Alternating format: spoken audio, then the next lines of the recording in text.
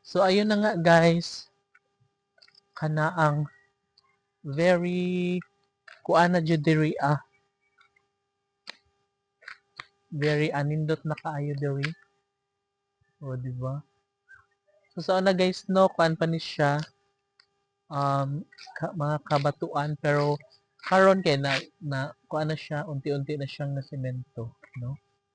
So na jud siya improvement guys. So after 5 years manindot na ni siyang jud pag maayo as in, no? Ilabi na kay mahuman na tanan ang mga establishment, I mean yung mga building dito, mga infrastructure like barangay hall, um like what is that, um outpost, multi-purpose hall, and syempre yung ating barangay health center.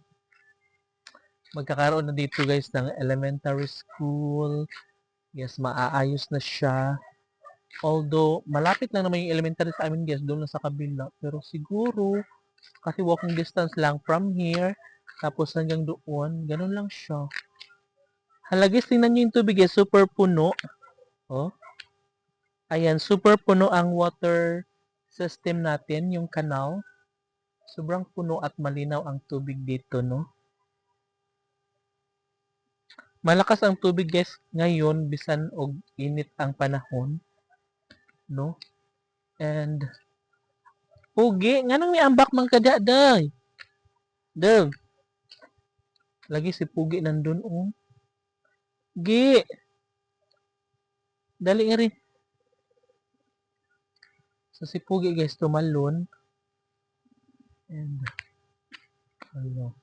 Ay, Day, narita sa fish pan, Day.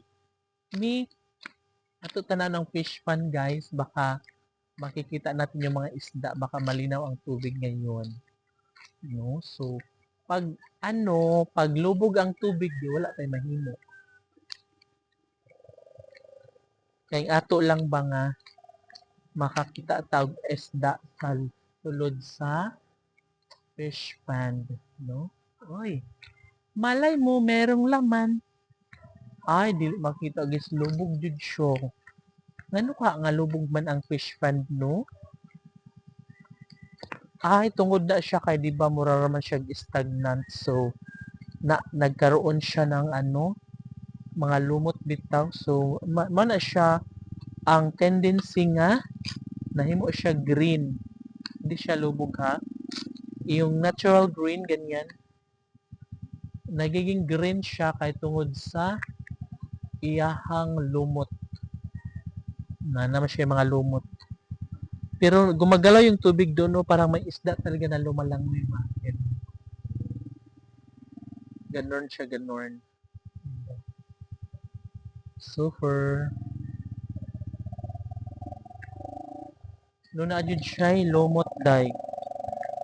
So mauna nga lubog siya or kulay green, dili ta makita sa isda.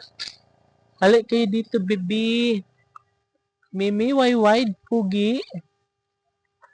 So, ayan. Gusto naman ng mga alaga ko dito, guys, na aso na magsuri-suroy.